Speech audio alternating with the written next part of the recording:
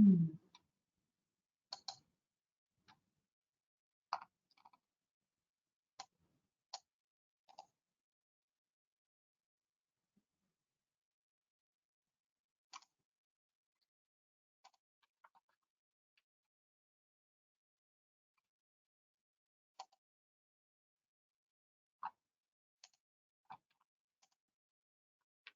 Hmm.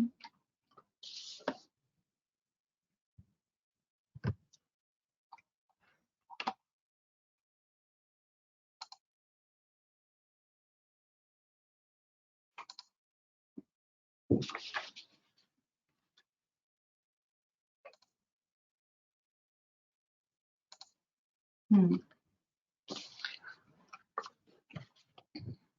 So let's start this webinar. Hello and warm welcome, Börje Båtema, to this webinar on e-commerce, intellectual property for Indigenous peoples and local community entrepreneurs. This webinar is organized by the World Intellectual Property Organization and its Traditional Knowledge Division. So this webinar is part of the World Intellectual Property Organization, or WIPO's Indigenous Entrepreneurship Program. Some of you would already know that one part of that program is the program for Indigenous women, so women from Indigenous peoples and local communities that we had here in Geneva in November last year. So we had 24 Indigenous women and local community entrepreneurs that all came here in 2019 and are now supported and mentored by WIPO to implement different and very exciting projects in their home countries. However, during these mentoring conversations that we have had with these women entrepreneurs, many of these women have told us that they can no longer access the markets that they usually do, which would be fairs or festival or physical markets where they can commercialize and sell their products and items and goods. So therefore, many of them said that they are looking into e-commerce or social media in order to commercialize their products. So if you then use e-commerce and social media in order to do your business, how do you protect and promote your intellectual assets, such as your designs and your brands, your ideas? How do you protect these online? So we hope to provide some of the answers of these questions.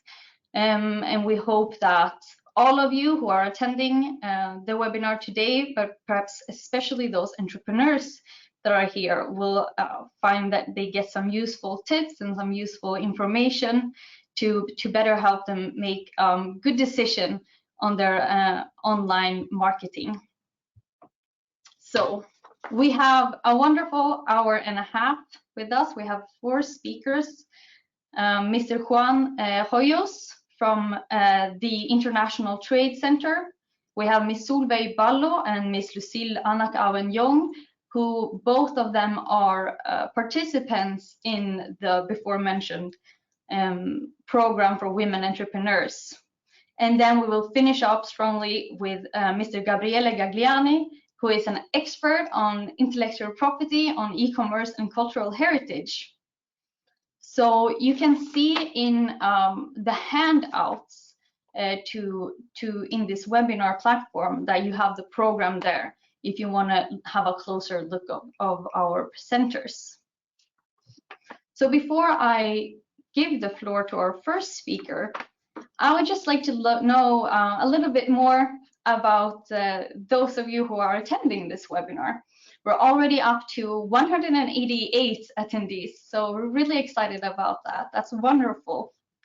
So I am now going to post a poll or a question online that you can respond to. Let me post that now. So first of all, we would really like now see the poll? Yes. We are collecting responses here. We want to know what kind of experience or what kind of experience you have with e-commerce. Are you thinking about entering into e-commerce? Have you perhaps already started just now due to the COVID pandemic or for some other reason? Or do you already have several years of experience?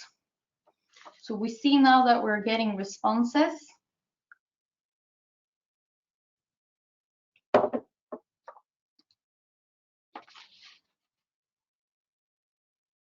And I see that we're still connecting or collecting answers. So the responses we have are approximately that from the over 200 attendees that we have now, around 60% is currently thinking about getting involved in e-commerce, and around 15% have recently started using e-commerce, and around 20% have a few years of experience in e-commerce.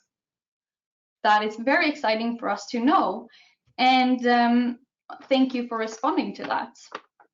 So like I said, we hope that with our presentations you will get some tips and you will get some ideas, and we will be able to provide you with some information that would be useful. And we really do encourage you to send any questions and comments that you might have in the chat function for us to later in the end of this webinar that we can ask our wonderful presenters to respond to these. So without further ado, I would just like again to say Bore Boteme, welcome everyone here, and introduce Ms. Juan Hoyos, who works for the International Trade Center, which is also an agency in the United Nations. And this organization collaborated with WIPO for the Women Entrepreneurship Program. And Juan Hoyos has been a great asset to us in this program, and was wonderful when he was also here and joined us during the training in Geneva. So Juan Hoyos, you have the floor. Let me just. Thank you, Rebecca. Yeah, I'm just waiting for the permission to share my presentation. We got it. Now I guess you can see my screen. Can you see it well?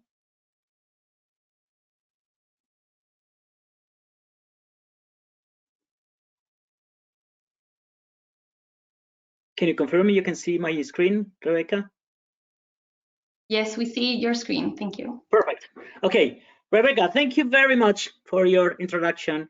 And thank you, Rebecca, and all the WIPO team for inviting me today to do the introduction or the opening of this amazing webinar. As you mentioned, we were together last year, and it was super excited time, and very happy to be here again to start talking about e-commerce. And then I will do my presentation frame in the COVID-19 times, because it's something that is affecting everybody, and nobody's escaping from COVID-19 crisis or situation, whatever we want to call it. And then definitely is something that is impacting the business of everybody. And now is, I mean, due to COVID, is even more and more important that everybody goes on e-commerce. And then it's amazing that you were mentioning, I mean, according to the poll, that only is a big number, 60% of the people attending today are still thinking going online, and just 20% actually thinking or starting, and 20% already with experience. So this opportunity for the 60% is huge. And then is again in framing the situation right now. Everybody knows that during the whole year, the merchandise trades dropped sharply. Strong impact on textiles, travel, tourism, and many others. I just put some of them. But look at the third point that is super important, and then for all of you is really critical. I remember when I was presenting, for those who were not last year, that one of the critical points for a micro and a small corporation or company is to understand what is happening with the customer. And then this time, is really changing the behavior of customers. Customers nowadays are buying different things, are buying in a different way of they used to buy, and then they have even different budgets. So we need to rethink what we are offering and then to adapt to the new situation of the customers. And definitely, as you can see, supply chains, they've been shutting down globally with, according to Pete Marwick and Accenture, there is a 25% reduction of 25% of reduction of the trade. But doesn't mean it's only 25. We imagine that it's bigger, but at the end it's not so big. It's 25 is huge amount of stop the growing down. Well, shut down, but it's still the goods are moving. So this is the good part, and that's why we need to use right now e-commerce. Then we have every country is changing the import measures, export and import measures temporarily, and then we already proved that different gender generate different impact and show down risk higher for smaller and youth-led firms, and of course women. So let me go back. So one of the recommendation, actually, I was trying to send this file online, but I couldn't because it's too big. But you can see the image is a book that ITC issued a few months ago in the middle of the big crisis. And then you can find it in that web page where we can give some advices to small and medium corporations, micro and small and medium corporations, and then for business and support organizations, and as well for governments. So inside there, in the web page as well, we identify a 15 points action plan. 5 for SMEs, 5 for governments, and 5 for business support organizations. And then they are framed as well into 4 main aspects. First of all, resilience. This is I can assure that 90% of the companies that are presented today, they didn't have any resilience plan. So we need to, now is the opportunity. We got by COVID, but next time can be different things. So we need to start planning on the resilience. Inclusiveness, sustainability is something that we need to right now to immerse, and of course ride the digital wave. But for all those who don't know, who are still thinking what is getting into a digital way, I mean, the digital transformation or digital presence of a company is basically what we have in the right side of your screen. That is social media marketing, but it's not everything. So in social media marketing, you can do it through Facebook, Instagram, Twitter, LinkedIn, WhatsApp, Google Ads, and YouTube. And it's recommended that you don't go to all of them. It's just like you select 1 or 2, very strong on those ones. But as well, you have to think about digital content creation, because it's not only having a Facebook account, it's what kind of information you are putting in that Facebook account, what kind of messages you are putting, and then that this content is really sharing or expressing or transferring the what you are as a company. Then this is complemented by a corporate website, and the last part that in digital presence is including is digital analytics. There are few I mean, we can stay longer here talking about e-commerce, but the situation related directly with the presence, the need of e-commerce right now for very small and medium corporations is like social distancing has changed consumer behavior, as I was saying. People are buying different things, but then those who are innovating and those who are really moving well is product-based businesses began to offer their entire product portfolio online, because we cannot move. And then even we will discover in the next slide why is really efficient to go on e-business. E-commerce is accelerating and will remain after the crisis, because this is the other part. It's not that, yeah, let's wait until the crisis pass and then we will go back to the origin of the beginning of this year. No, people are moving very fast on online, very fast on e-commerce, and then people won't come back so easily to the previous situation. Then digital facilities will not longer be optional. And the last one on terms of this situation is e-payments will be the norm. So you see, we have a lot of things around that we need to start preparing. And again, for these 60% who said, no, I'm not yet, it's a super opportunity to go and then to move online. Of course, we have challenges and we have opportunities. Among the challenges are information and communication technology knowledge. Sometimes we don't know, or sometimes we don't have the skills, because it's different to know and to have skills. Everybody knows what is Facebook, but not everybody knows how to use effectively Facebook to offer my products. And of course, experience. But experience, you need to start playing with the social media, with doing your own home web page, etc. Then there is another topic that is technology phobia, and it's something like it's really, really common. Just one example, I used to have a group of women farmers in Rwanda, and these ladies, they told me, no, we cannot connect to webinars. And then I had to flew at that time to Rwanda to explain them how to connect to webinars, what efficiency. And then at the end I was asking, do you have Skype? Oh yes, Skype, yes, but you cannot connect to a webinar. No, it's too complicated. So you see, this phobia sometimes is blocking the SME to go faster to get immersed faster in the e-commerce. Then of course the IT infrastructure, as one of the speakers was saying before, we don't have, or the infrastructure in terms of networks, or it's very expensive, etc. The other one is owner innovativeness. So it's a call to start innovating. And the last one is cybersecurity. It's another topic. I didn't talk about IP because, of course, Gabriel will talk about IP for a long time. So this is one of the things that you need to develop, because this is the core of this training today. But then the beautiful part, and that's what I wanted to end it up with, opportunities.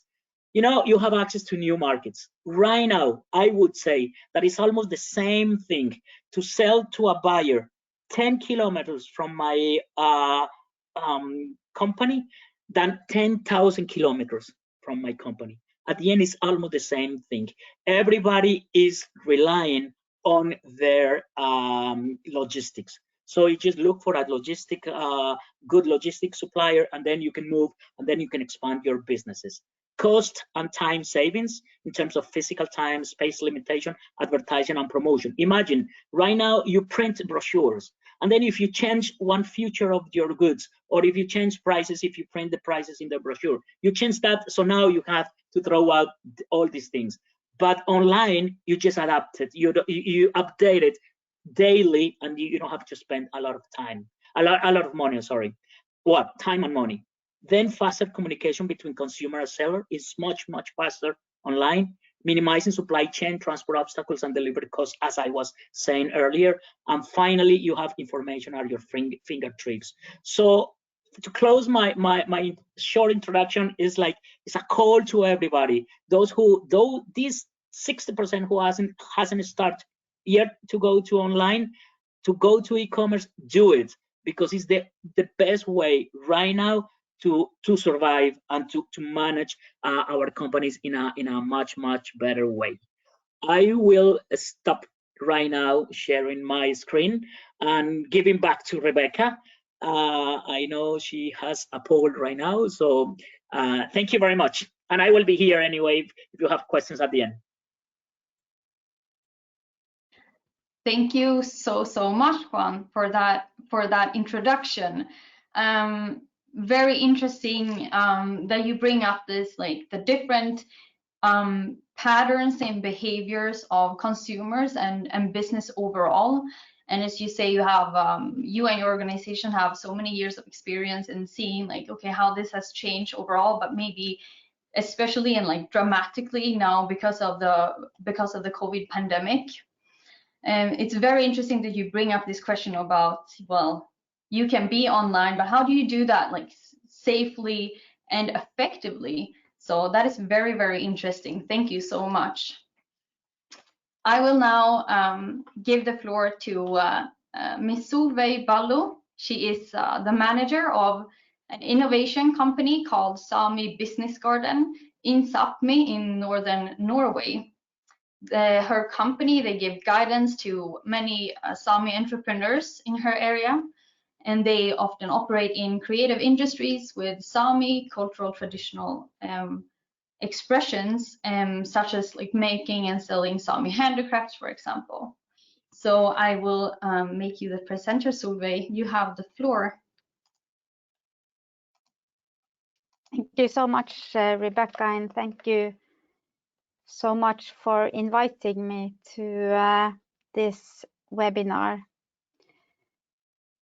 Now I will show my screen.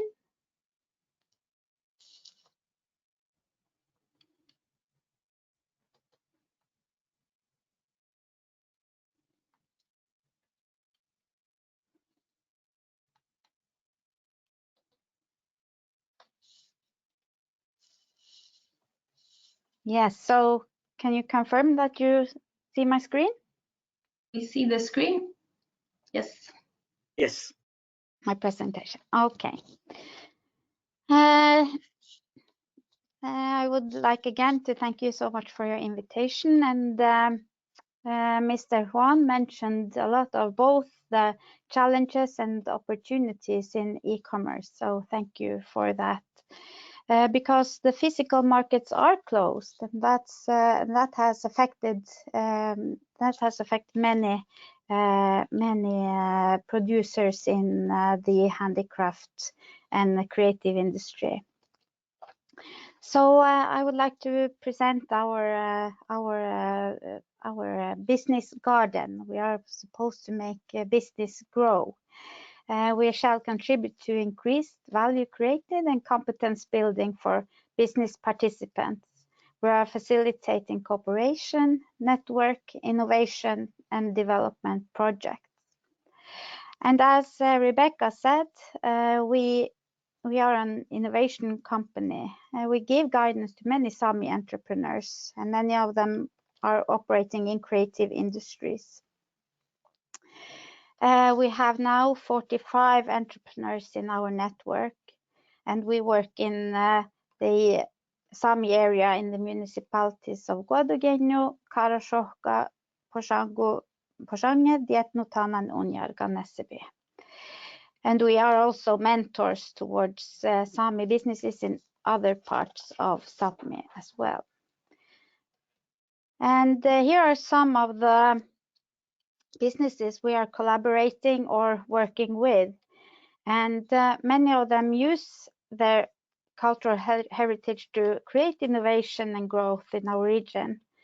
And we know a lot about these entrepreneurs, and they have this. They are not only driven by the want to make business, but they are also want to give something back to the culture and their societies. And that's what the research is telling us. And there are many of them, not these I'm presenting here, but in general, I will say that many are insecure in selling their own products, and there are also some capital difficulties. Now there are due to COVID-19, as we said, all markets are closed, and that's why several are looking at e-commerce. We know that there is some challenges in the running, for example, a web store, and there are also costs in having good pictures. You have to run the page on a daily basis to present products available and so on. But now we are focusing in this webinar on the IP side of this. So I say e-commerce, why not? You can reach a global market, of course, as Juan said. You can also create higher value for unique products, but there's also a threat in for example, cultural appropriation, and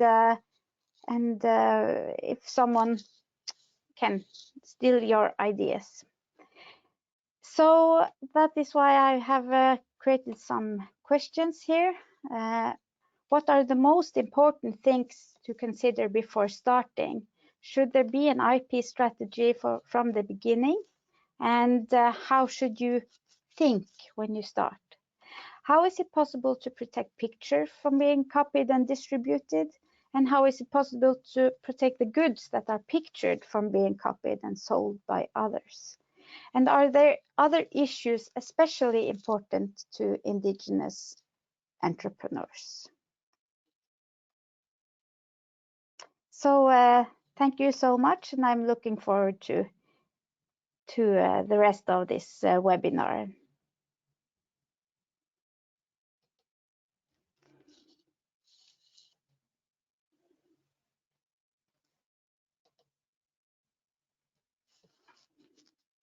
Thank you so much, Solveig.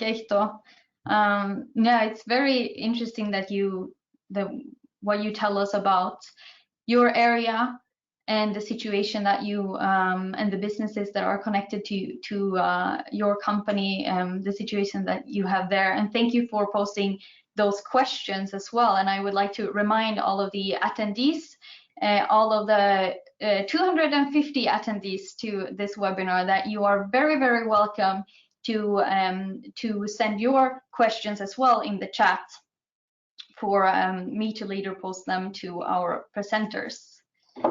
I would like to invite our next speaker, also just as Solveig, a participant to our Women Entrepreneurship Program, Miss Lucille Anak-Avignon.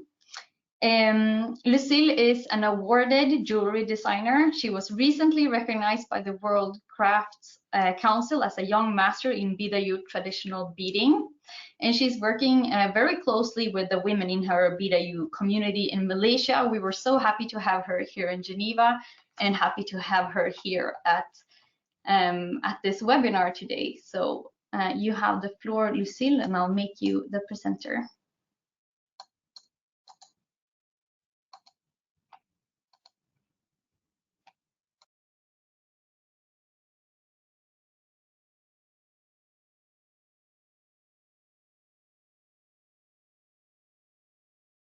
Hello, can everyone hear me now? All right. Thank you so much, Rebecca Waipo, for sending this invitation to me to present a little bit about my experience and a little bit about to share my questions to the panelists today. So I would like to share to you guys a video of what I'm currently doing. So here you are.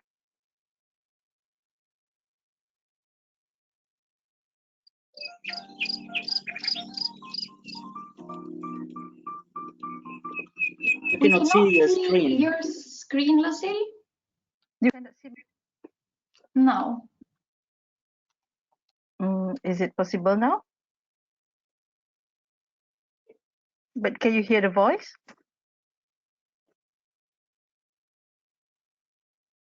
Hello? Can you see my screen now? We can hear you well, but we cannot see your screen. How about now? Yeah, here we see. Yes, now we see your screen. If you can make it larger, perfect. Thank you. Oh, sorry.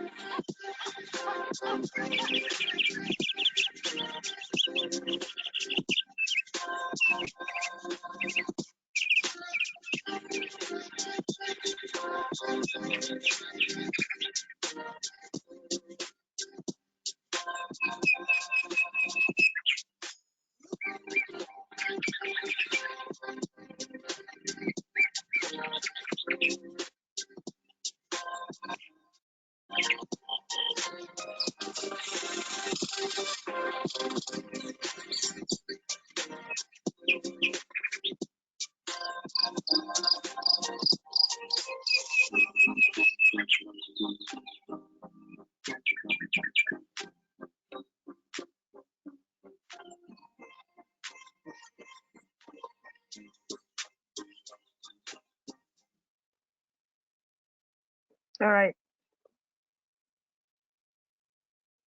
There you are. So this video of what I'm actually doing right now, I'm helping our community, and then to help them to, like I said previously during our conversation, is actually to help the community to gain more during this pandemic time right now. I really just move into a new store, which is in the city center, which I'm helping more of our local entrepreneurs to put in their product, so that will be like a one-stop store for customer to come and collect. So right now, I've been on social media actively under my brand as well. So I'm thinking, also considering about heading into e-commerce platform to promote our product nationwide and also worldwide. So basically the thing right now is most of our crafters, we rely more on bazaar, festival events. So like last year we have almost, I like myself, I attend almost every week bazaar and events to just to promote our crafts. But due to pandemic, we can't even do anything. So we've been supporting each other. We've been encouraging each other to go more on online, like Facebook and Instagram.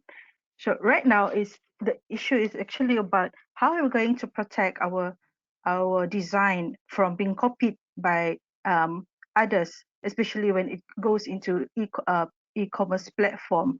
Because when we're talking about Facebook and Instagram, it's still there's a limitation. But when we're talking about e-commerce platform like shopping, online shopping, it will be another area where we actually need to consider in protecting our design.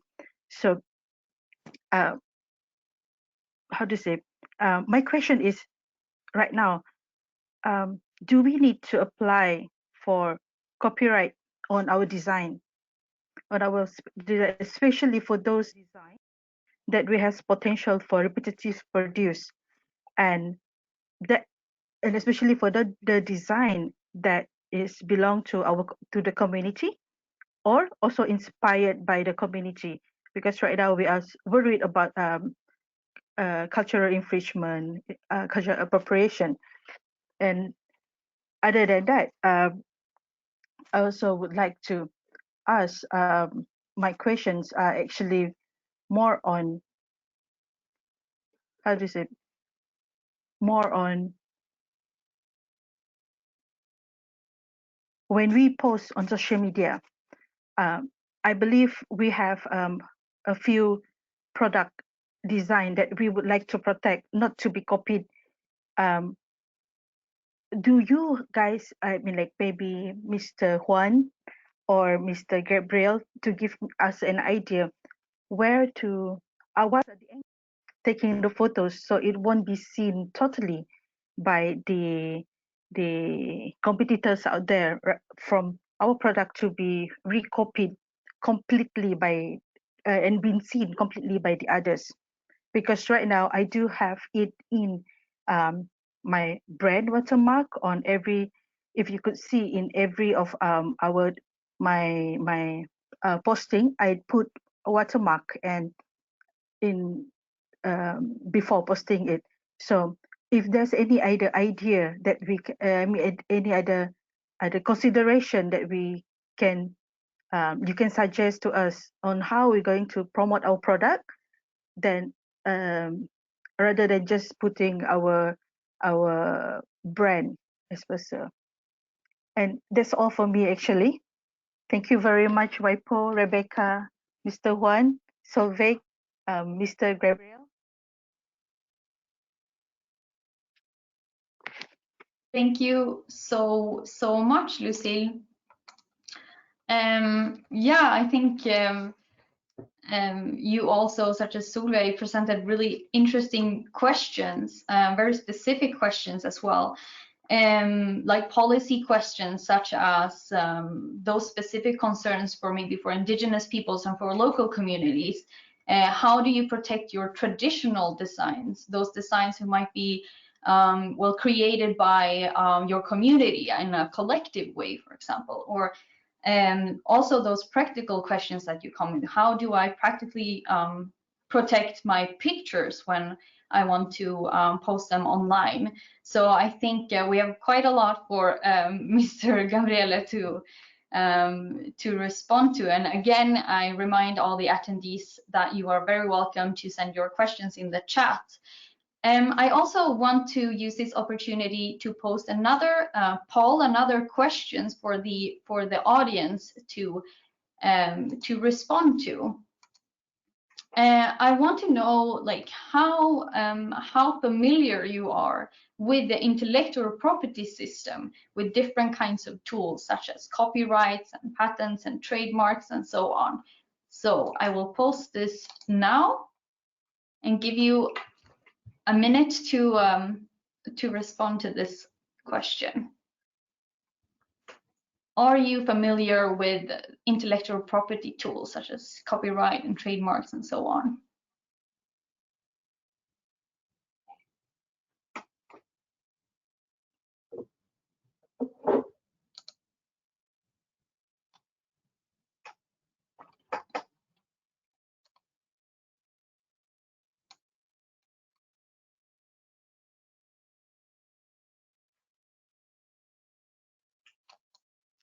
So we had around 90, I don't know if you see it on the screen, but we have around 90% that says that they are indeed familiar with different kinds of tool.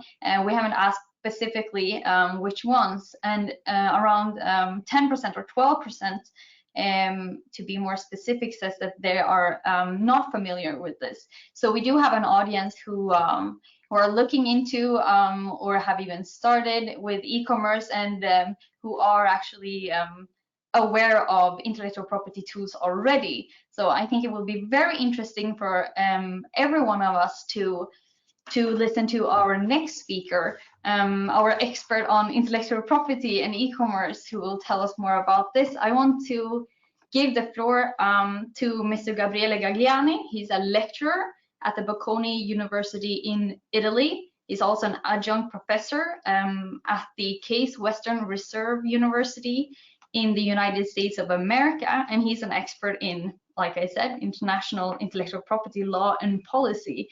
So we're really excited to hear your presentation, and I give you the floor.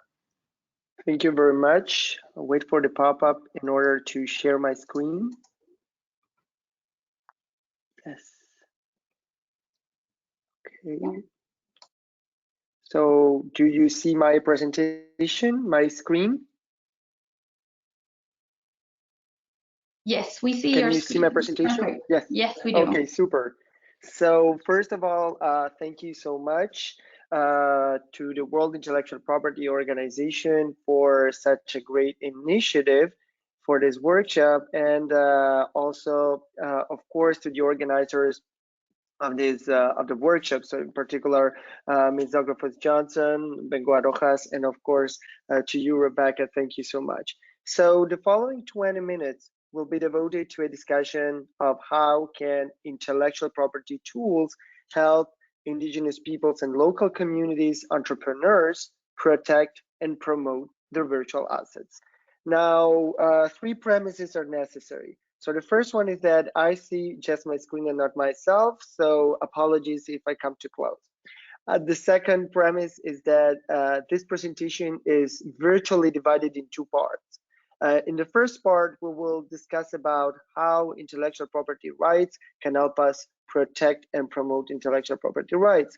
While in the second part, we will discuss about how to use intellectual property rights to protect virtual assets, should you wish. So for those of you who are interested in e-commerce.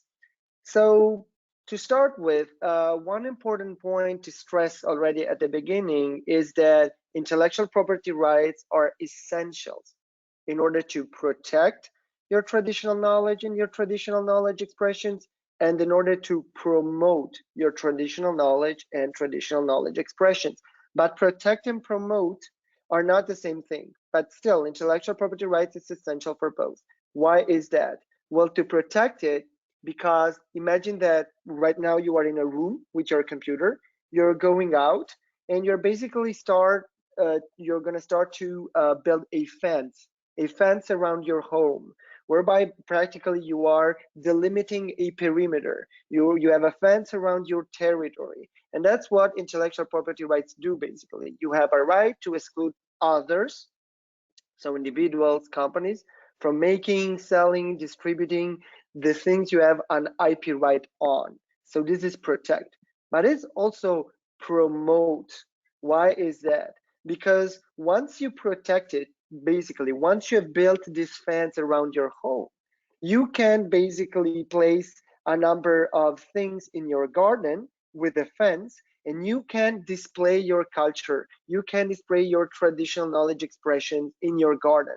That's what intellectual property does. So protect and promote are two different things, but still, basically, they are connected. So this fence is a fence that allows you to do a number of different things, and there may be different nuances to what we are referring with different terms. So protection, we have talked about defense.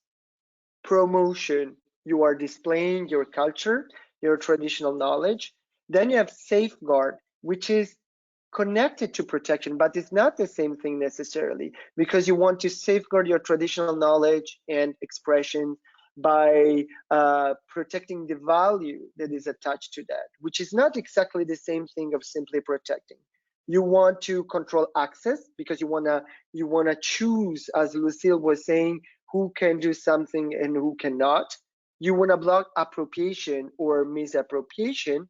And of course, then there is enjoyment. So you decide who can enjoy your traditional knowledge expression and who cannot. Now, different things and intellectual property rights are all at the center of these different things you can do. But there is also another important thing that is the following. Once you build this fence around your this fence of IP rights, well, actually around your house, around your traditional knowledge and traditional knowledge expressions, you are building a fence also around different aspects. So it's a total protection with different IP rights. Because basically, when you have a traditional knowledge expression, so be it an object, a product, what you have basically are different aspects of it. So for example, if we're talking about a recipe or a formula, what you have is the formula in itself or the process, that would be a patent. You may have written it down because basically your traditional community has used it for a long time. Well, that's copyright, for example. Or you keep it secret, trade secret. Textiles, what do you do with textiles basically? There, what you have is a working technique because you're working days, weeks, months on something. Then you have a special material maybe, or maybe it's a common material.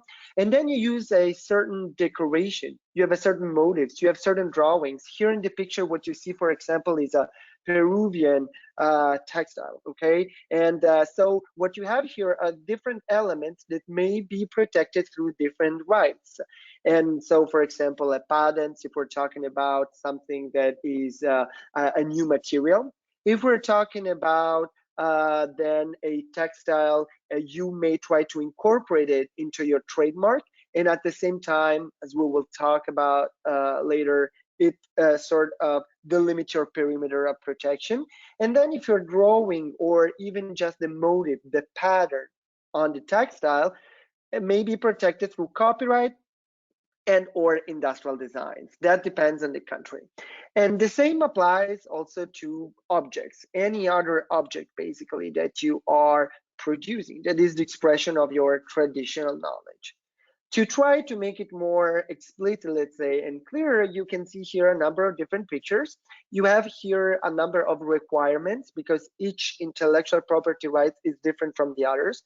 We will not go through the details of each and every single one, but just for the sake of clarity, allow me to say that here you have a picture of a formula, so something that is made. You have some pills, for example. Again, this would relate to patents.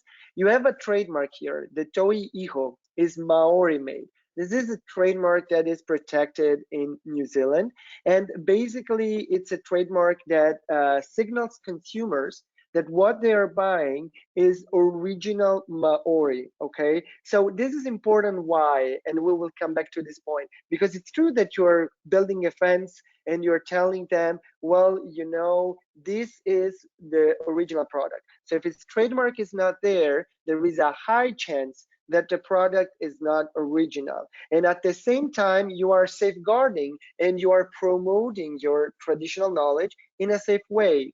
Then you have here a picture of some basically clothes with African patterns, okay?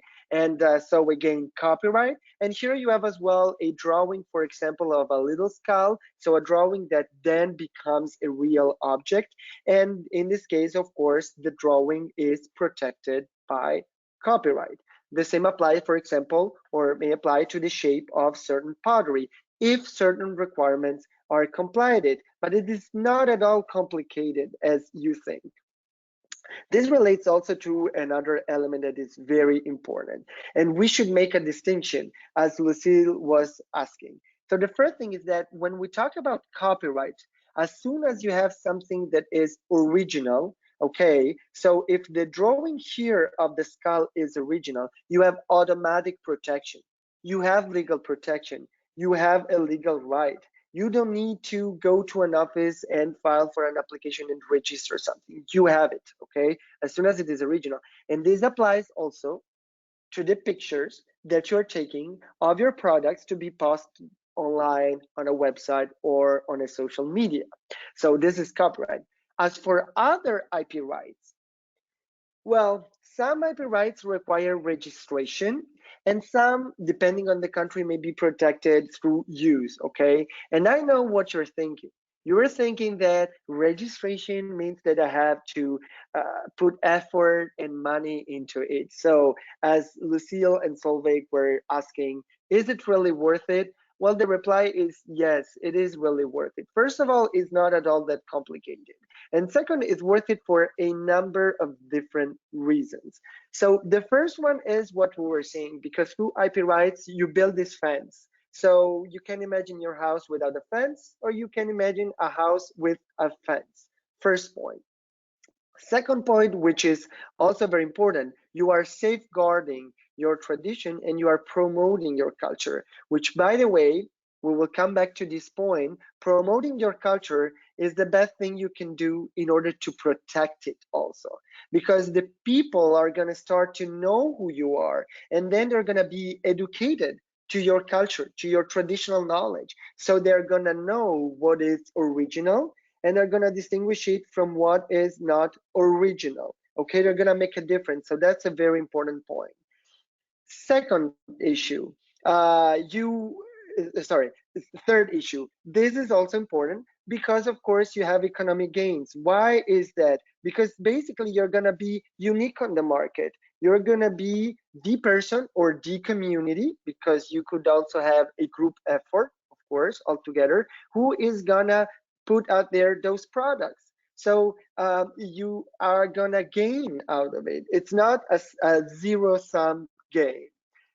So all the things that I've said, of course, go with a little footnote. And the little footnote is that it is not sufficient for you to have a legal right. You should have a strategy. Now, one of the questions of Solveig was, do we need to have a strategy since the beginning or not?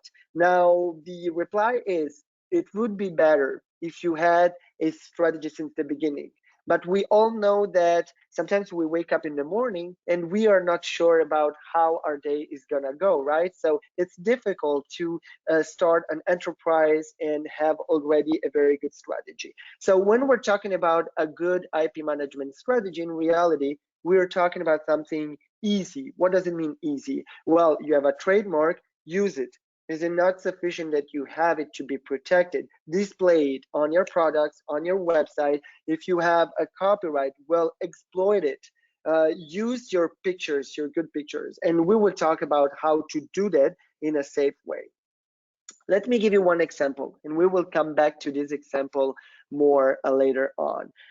So this is the Monte Cristi straw hat. This is what we call in English sometimes mistakenly as a Panama hat. In reality, it's not from Panama, it's from Ecuador. It's a refined hat. It's a traditional knowledge expression, very important one. Now in Ecuador, collective signs have been used to protect it. What are collective signs? We were talking about trademarks before. Well, we have different types of trademark. We can have an individual trademark. So I am producing something and I put my trademark on it. We could also have a collective trademark. So we are all the members of a community. We come together and we decide to register and to protect a trademark. We all own it. And then we have some specifications. So we say only the members of our group can use this trademark, and only if they comply with this specification A, B, C, and D. They do this product in this way, so on and so forth.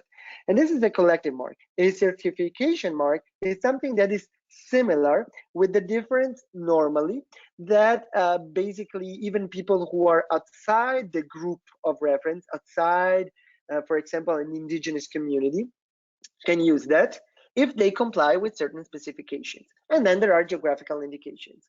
Now, the most important thing of these instruments is that not only they allow you basically to set this perimeter, but they allow you also to explain. And that's where we were talking about IP in legal protection and your strategy, right? So if you use this, put on your website also a lot of information about where are your products coming from? What is your traditional culture? What is your traditional knowledge?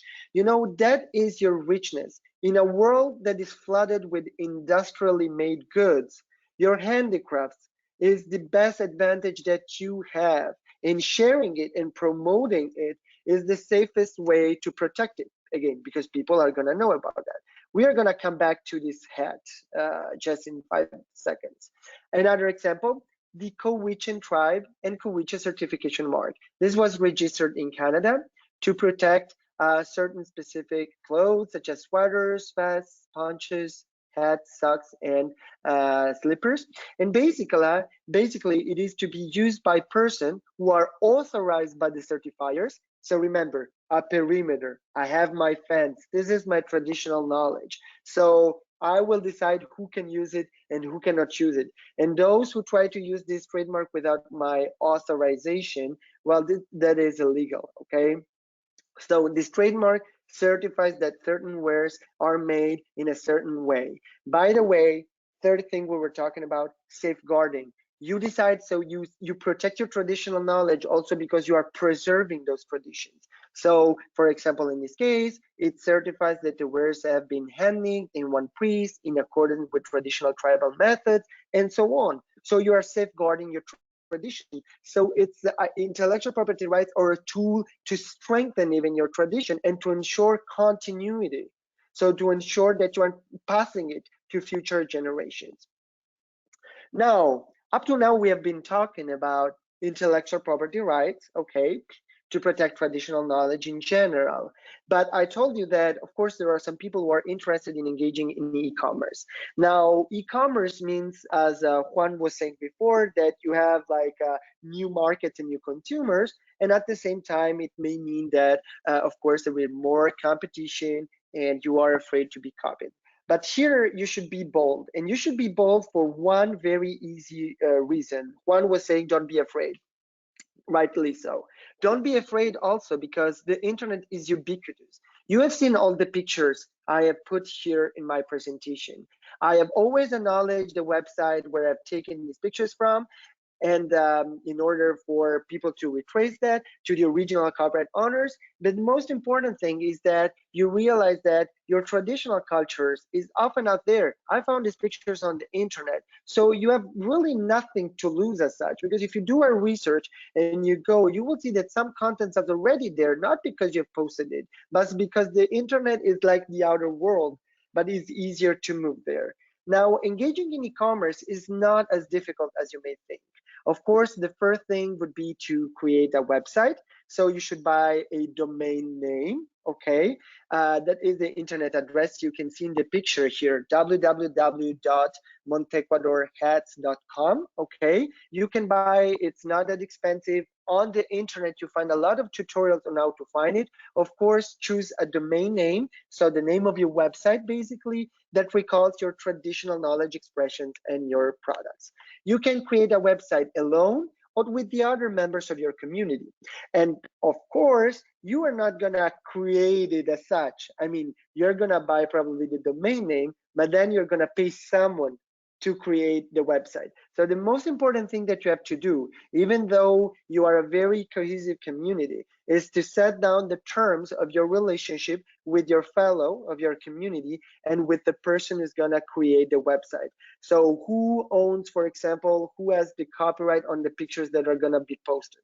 Who has IP rights on the products that are gonna be posted? Let's share the responsibility. Let's write it down so that it's clear for everybody, and also that it's clear that, okay, there is someone who has created the website because I paid that person, but basically I own, in reality, I reserve for myself every right to change the website, for maintenance, to change the content. The contents are mine, and so on and so forth. So putting things clear in a piece of paper, basically. Or it could be also a Word document, by the way, and then we sign it.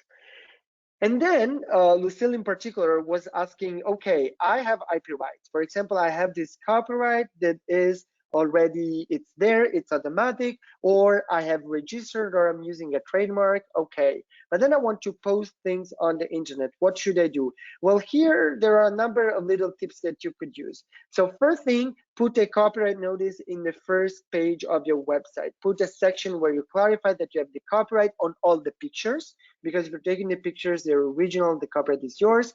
And although copyright is automatic, if you put a C, you see here a little C in a circle next to each picture and to each text. If you're gonna put a text where you explain your traditional knowledge, that's very good. Post only pictures with watermark, like in this case of the head, sorry, here.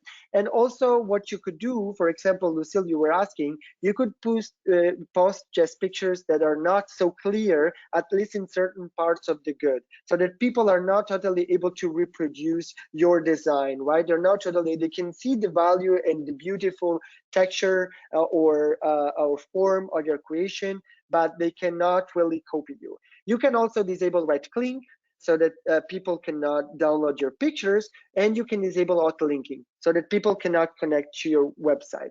And one important thing that I would say is talk about your culture, talk about your traditional knowledge, just don't show all the procedure to create your product. You can show, for example, where they're made in general, where is something coming from. That is your advantage. Again, that is really your comparative advantage, but just don't try to show everything. These are very little tips, very logical. My time is almost up. I have tried, of course, to show you what you can do in order to protect all your creation. And so I just want to leave with this food for thoughts, really. IP rights are essential tools to protect and to promote two different things. Protecting and promoting sometimes go hand in hand. Promotion is also a way to protect, and IP rights allow you to do it safely. You can do it without engaging in e-commerce. You can do it if you engage in e-commerce, okay? It's not really that expensive and it's definitely worth it, okay? It's a way to safeguard your traditional knowledge. It's a way to educate consumers. Now, little story before I close, and then I really close my intervention. Now that I know, I've been knowing about it for years, but since when I knew about the Montecristi straw hat, I would never buy a Panama hat made wherever it is. I want a Montecristi straw hat, an original one. Why? Because I have had the instrument. There are the tools online through which I have educated myself. And the average consumer is going to do the same, basically. So promotion and protection go hand in hand, and IP is the essential tool in order to do that. I thank you very much for your attention, and I look forward to any question or doubt you may have. Thank you so much. I will now have to stop sharing my presentation. I have to see how to do that. Do you still see my screen? There we go. Okay. Thank you so much, Gabriele, for that presentation. I'm happy to hear that you've already responded to some of the questions from our panelists, Lucille and Solveig. We really do appreciate that little house fencing garden situation that I hope that we can all manage to create in order to, like you rightfully said, both protect our intellectual property assets and also promote both our intellectual property assets, but our businesses as such. I think it's very important for you, and I have a lot of questions from the audience, so thank you very much for everyone attending and sending your questions. A lot about what you also mentioned, the different types of tools, the different types of intellectual property tools that you can use, and that they protect different things, that they protect different things in different ways, and it is yeah, there's so much to say about that. I'm also very happy to hear that you gave those examples of the Montecristi hat and the Cowichan certification mark, which is something that we have gathered in a publication called Protect and Promote Your Culture, which is available on the WIPO Traditional Knowledge Division website. A link I will provide in the end for you to read, those who are interested to read more of that, those details of those great examples. So thank you for that, Gabriele. I will start with posting some questions, and the first one will go to Gabriele. I will start with two for you. So one question is about branding. We have a question here that says, how does an entrepreneur manage their trademarks and their product branding of traditional knowledge-based goods and traditional cultural expression-based goods and services on the online marketplace? And another question, kind of on the same thing, is that what do we do with those people who use the designs of indigenous peoples and local communities as something that they get inspiration from? We have an attendee that says here that I see a number of knitting patterns, example for Cowichan style sweaters, which is discouraging. So people probably think that the design may be used like for their inspiration, or that they are helping to promote the visibility of tribal work and heritage. But how do you deal with those people who you might not think are welcomed to be copying or get inspirations from your traditional patterns or goods? So Gabriele, please. Thank you very much for these two excellent questions. So I think they are in a certain way connected, because I think that in the internet, as Juan was saying before, that you can put a lot of content and update them in real time rather than having to print something. You can reach a lot of people at the same time. In this case, helps. I will start with the second question, if I may, and then I will move to the first one. So as for the second question, when of course they are taking inspiration from your traditional knowledge expressions, and so basically they are putting something that is new, a new pattern. In this case, IP right may not, the fence that you are building may not be complete because they're adding a new element out of it. It may, of course, it depends on the practical case. But I think, and this is why the two questions to me are connected, that as we said before, promotion is in this case, is an excellent tool for protection, because as you were saying, people believe that maybe this is a way to promote traditional knowledge expressions, while in reality, those are not original, okay, traditional knowledge expressions. Well, people have to be educated. Consumers have to be educated. So the way to do that is to inform people that, hey, there is this community here, okay, and this community has traditional knowledge, and this is the expression of this community. And I can assure you that the majority of consumers, the consumers that buy traditional knowledge expression goods or similar ones, once they are educated, they go for the original one. In this case, the internet is serving you because you can reach an incredible number of people at the same time. As Juan was saying, you don't have to print something, you just reach them. So through the promotion in this case, you are educating them, you're telling them, hey, this is not the original one. I am the original one. And in this sense, you can use the internet together with intellectual property rights. You know, the trademark. This is my trademark. If they don't have the trademark that me with my fellow of my community have protected, I'm sorry, that's not original. And okay, it may take time, you know, it's not something that starts today and tomorrow we are done, everybody knows about it. But it's something, everything takes time. It's not from one day to the other, right? So I think that in this way, intellectual property really serves your purpose. And this goes to the first question. I think that the best way to put together trademark and branding strategy is not about selling a product. You know, you're not giving me a product. That's your traditional knowledge expression. You know, there is something behind it. There is meaning, there is value, that is purpose. And that's what you need to tell people. And that's where having a trademark, so you have registered it or you're using it, or copyright, automatic, it's not enough. It's not enough. A good branding strategy is put context, which is what a consumer wants, an educated consumer. Put context. I was looking at what Lucille does and at what Solveig does. I found those things amazing, but I find those things amazing also because I have context. They have educated me, you know. So this is what you should do. You educate. That's a good branding strategy. This is the context of my traditional knowledge expressions, and in this way, it's not simply a trademark, a symbol or sign, some wordings. No, this is something much more. This is my traditional knowledge. And that's, I think, the best way to do it.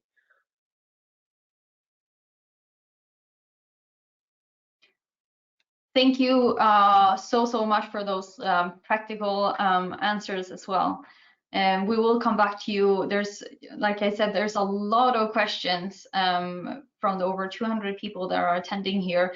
I would like to post 2 questions for Juan now, and then we have some more questions for the rest of our panelists. I would like to ask, or we have questions here from our attendees. So first of all, just like I think of practically on an online presence, one of our attendees asked, why did you say that it's preferable not to use so many social media accounts, but rather focus on 1 or 2 strong ones? Someone wanted to know that. And then also, someone asked to you, Juan, do you recommend to sell your products through e-concept like galleries? And previous to any e-sale, do you recommend to ask for a small amount of money to email your catalog alongside with brief copyright waivers so that you can safeguard your creations if you want to have these kind of, if you go through these e-concept stores?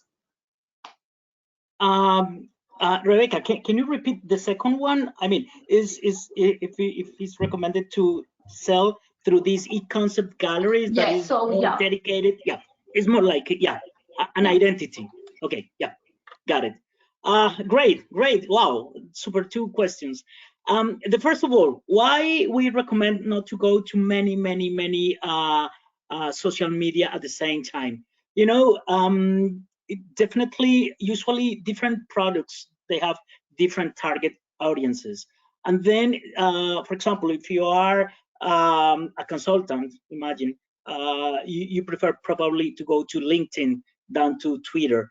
But Instagram, for example, Instagram is one platform that is merging a lot of information. But for example, if you are an IP again or a consultant, you don't need to go to Instagram, because Instagram is visual. For example, for the heritage, like cultural, indigenous products, everything, Instagram is really good, because you can transfer all these image, and as Gabriele was saying, educating people, but educating through pictures, educating through, but not too many narratives. But other products or services, they need more narrative than pictures. So that's why not all the social media platforms work very well. Of course, you can go, but the point is, what we've been experiencing is like when people are very good and they have a lot of followers in one social media or two, just stuck to this one and nurture this platform, so you can grow very much on that platform. That if you are worried to nurture or to put inputs in 5-6 platforms every day, at the end you won't be deep on one platform, and then you cannot create a very strong brand. I mean, can be other opportunities where people can distribute in many things, but as the experience that we've been seeing is like, you should dedicate the pen of your product in 2, maximum 3 platforms. Then the e-concept galleries. I think this is very related to the question that Gabriele answered related to branding. I mean, again, when you are selling your products, it fits very well to these concepts, that is cultural heritage, or whatever you are selling as a product or as a service, dances, for example. So these brands, they help you to reinforce your brand. So in that sense, at the end, of course, what you need to have is a good negotiation with them, because sometimes they are very tough negotiating with you, and then they ask you to sign that they kind of, sometimes you lose the property rights without knowing that you are losing the property rights, because this is this gallery or this platform selling your product. But as far as you are protected, I think it's a really good win-win situation, because these big recognized brands like I don't know, Smithsonian. Let's talk about Smithsonian. If you put one of your products or one of your art products or art goods in one Smithsonian, I mean, it's a gallery, it's worldwide recognized, and then everybody will give you, wow, you are there, so you are good. So of course you need to be very careful with the contracts, with the IP. That's why we have Gabriele and WIPO and all the support. But it can leverage your exposure, and then to promote this culture and this education that Gabrielle was mentioning since the beginning. You need to educate the public, and then through these concept galleries, they can help you to educate the people, and then they will know you much better, protecting your rights. But I'm looking for fair negotiations. And just one little thing at the end: don't be afraid of big corporations, of big companies, of big galleries. And then probably you imagine you are very small in one place, but probably, yeah, you are not producing containers of bags, but your designs are so exclusive, and there are so many people eager of your products in the world, that I'm pretty sure, I mean, because we've been experiencing that indigenous people, they have a lot of power. The thing is, they believe they don't have that power, and then they have a lot of power to negotiate with these big corporations. Thank you so much for that one. we have a lot of more questions, and we have 15 more minutes. I'm just gonna say that I do really appreciate that you said that your designs, the designs of Indigenous peoples and local communities, that they are so exclusive, and it really connects to what Gabriele said in his presentation as well, that there are issues for Indigenous peoples and local communities. As you were saying, Juan, maybe, you know, we're often smaller enterprises, not even medium, but like very tiny, as we have discussed before. But that there are some issues, but there are these tremendous opportunities that comes to the fact that we have our tradition, that we base our goods on our traditional knowledge and our own traditional cultural expressions, and that we should really recognize the power that Indigenous peoples and local communities have, because our designs are exclusive, and that consumers and the market really want our products, and that gives us Indigenous peoples an advantage, you say, in negotiations. That's very interesting to hear. Also, what you said about, you know, feeling the pressure of signing contracts or maybe losing your intellectual property rights or your designs and copyrights.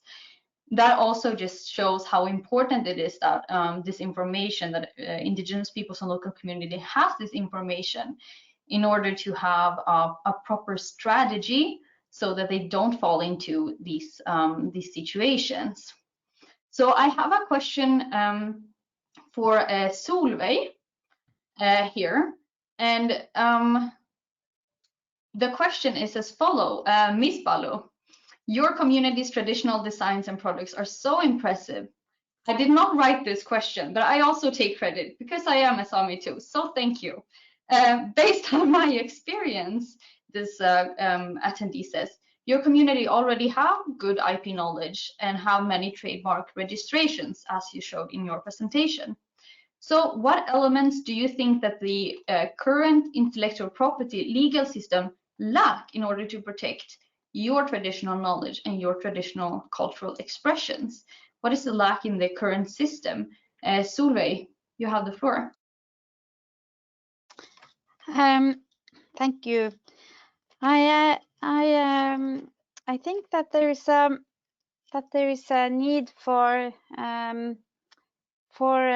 the understanding, and that's not perhaps only a okay, I should take it again because I have to formulate myself in English. There's a need for the understanding on what I can protect for myself, my design, and what is the local, what's the community right, what's the traditional design, and what's the common domain. So I think that there is because we are working on the businesses as such one-to-one, and I think that there's a need for the businesses to become more self-assured in when to protect their designs. And that's why I applied also to this WIPO program. Yeah, that's very true. Well, thank you so much, Solveig, for that response, and thank you again for the questions. We have so many questions, and we will just continue jump on to the next one. This one I think would go more towards Gabriele, but anyone of the panelists who would have an experience in this. Many people ask like how you practically do in order to register your to use these intellectual property tools in order to register your rights. Like Lucille was asking, do I need to register my copyrights? How do I go on and register my trademarks? How much does it cost also, the different kinds of rights that you presented, Gabriele, in your presentation? So if you would like to give us an overview of the kind of costs and how to go on with it and to be able to use the tool to protect and promote your intellectual property assets. So, well, the cost in reality varies a lot from country to country. And why is that? Because the type of examination that an IP office makes on a national base varies. So there are different types of examination. I would rather not go into the detail, but there are formal examination, substantive examinations, and that makes a big difference, for example, in the cost as well as in the length it may take, in the time it may take for you to obtain an IP right. But obtaining it, basically, there is a difference depending, of course, on the IP right. So copyright, it's automatic. So you don't need to do anything about that. And that's why we were talking about signaling it with a C and of course, and signaling to the public, to the people who are going to your website, that there is copyright on it. As for the other IP rights, for example, patents or a trademark, or in those countries that recognize, for example, industrial design, basically you go through the IP office of your country and you make an application. You can go even on the website. Practically most of the work to apply for something is digitalized, as Juan was saying before. This is the world in the sense that it's easy. It makes things much easier. So you can go online and make the application there. Of course, there is one important element that this was Solveig was mentioning before. Just make a preliminary sort of assessment, even you yourself through research, about whether your product complies with the requirements, okay, for that IP right to be obtained. So if we're talking about trademark, for example, it should be distinctive, that you may translate as being unique. This is something you can do as a research on the internet to see whether it's there, and try to elaborate on the words. You saw the picture of the Monte Cristi straw hat. So that's the type of analysis, prima facie, you know, at the first glance, that you could make as well, trying to understand. And why could you do that? Because of what Juan was saying, your products are unique. So that's their strength also from the IP side. Your products are so unique that it's not so easy to find a trademark. I mean, there may be people who have tried to appropriate, but it's not so easy in the first place to find a trademark referring to your traditional knowledge. And that is a strength for you, because it means that your trademark will be distinctive, right? So it makes everything easier.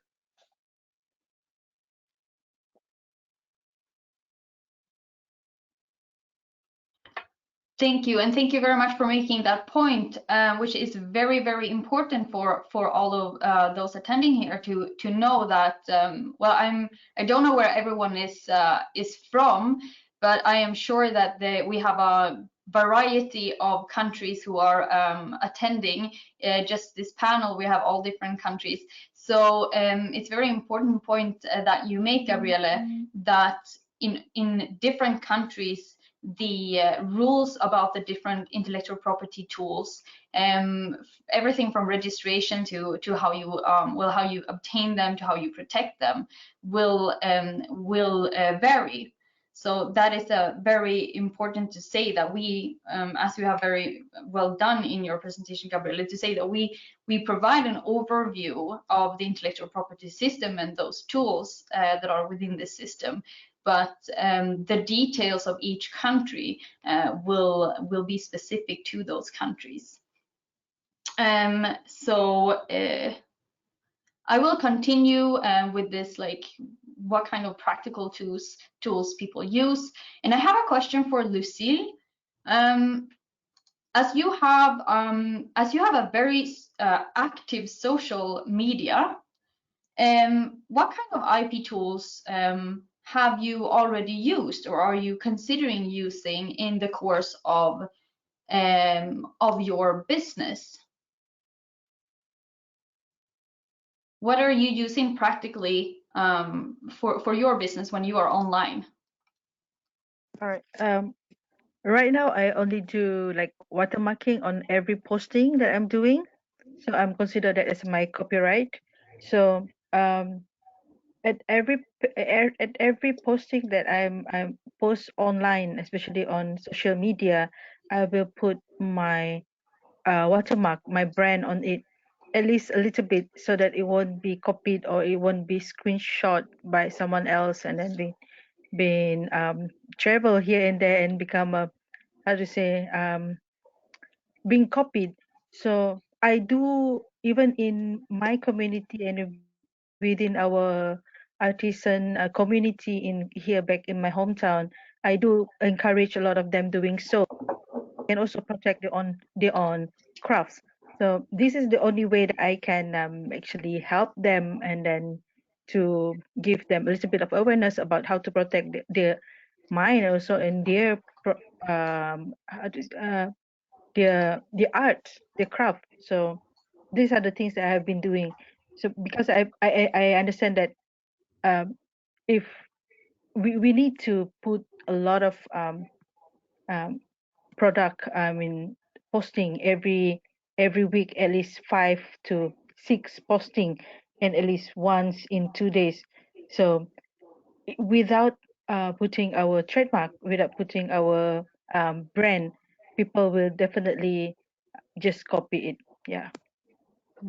Thank you.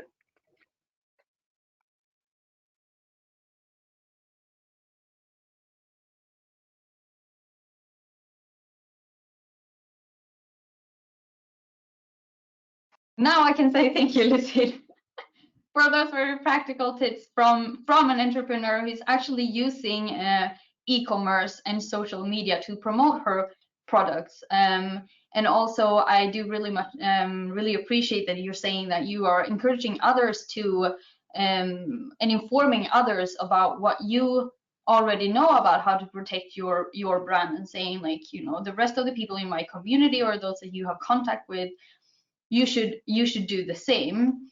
And that solidarity is something that we really do appreciate a lot, and that we see, well, in many cases, but especially I think with Indigenous peoples and local communities. So that's wonderful to hear. I would like to finish up by inviting you all to have 1 minute each of the panelists to give your final comments or remarks.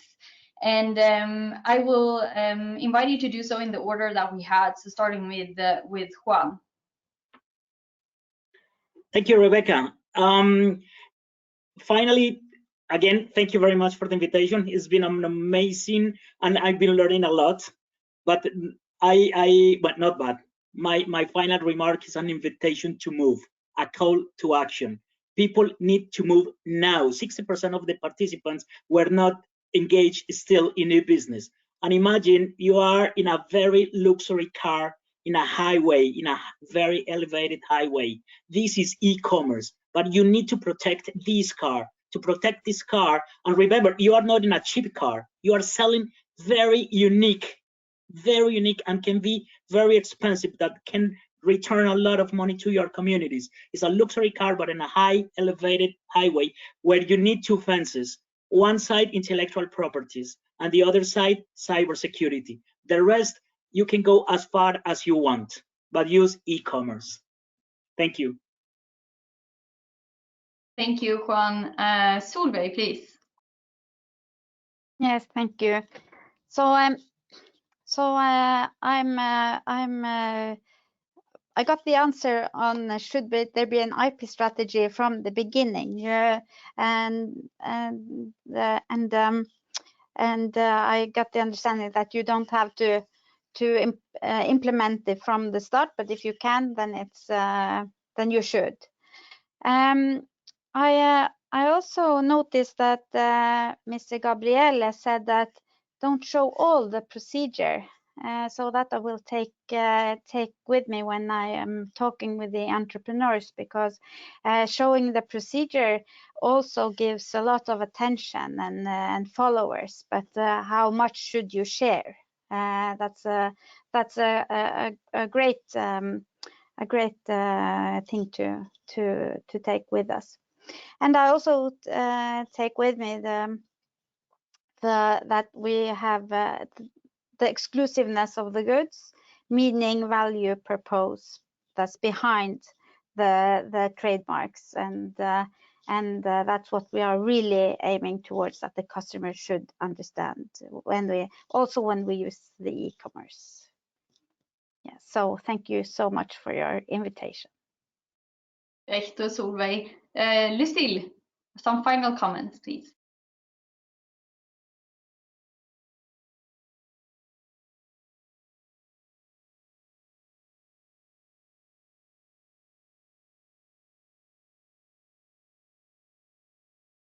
Lucille, we cannot hear you. No? Now, here we go. Yes. All right. Thank you. All right. Thank you very much for the invitation, especially to discuss about this very crucial issue, especially for us Indigenous crafters, because we want to go, of course, to e-commerce platform, but I really want them to also understand that we need to also protect ourselves, at least in a very surface area, whatever that we can do to protect our goods. So with this discussion, I hope some of them that are listening can also be very beneficial for them as well, also for me myself. Thank you very much, Waipo, everyone, for your feedback today. Thank you very much. Thank you, Lucille, and we will finish up with Gabriele, please. Well, thank you so much, Rebecca, and thank you so much for WIPO, and to all the speakers. I myself also, I find this discussion very useful and timely. I will just join Juan, Solveig, Lucille, and of course you in what you were saying. And I think that my last word would be that your traditional knowledge and your traditional knowledge expressions are the real luxury goods nowadays. If you talk to consumers, what you will hear is that an industrial good, okay, it's useful. But if you have like an handicraft good, something that, as we were saying, is value, that's real luxury. That's what people want. But you need also to tell them that this is handicraft, right? If I'm not telling you, you do not know necessarily, also because we have all different cultures, and so we may not be familiar, right, with certain dynamics and with our culture. So the most important thing is informing them and stand up for your traditional knowledge expressions, because that's really your strength, that's your force. And the internet is something that may help you in this, in magnifying your traditional knowledge protection and promotion. Thank you to all the presenters. We have heard a lot about the practical tips that we were really hoping for. We have received so many questions. Yes, we have the fence, we have the gardens, we have the luxury cars, and we can protect them in different ways with intellectual property tools. We have heard about the importance of having a strategy and the importance of thinking about and analyzing the issues of intellectual property when it comes to your businesses and your online presence as entrepreneurs. Obviously, like I've said so many times, we have received a lot of questions. There's obviously a big interest for these questions and the need for further discussions and further information on this subject. And that is something that we from the World Intellectual Property Organization really takes with us from this webinar. So with that, I would just like to say thank you so much to our panelists and all of you who have been attending from all around the world for sharing your time with us. And I will just end with putting up the link to our website, where you can find a lot of more information on how to protect your traditional knowledge and your traditional cultural expressions. I would just say, Keito, thank you, and take good care.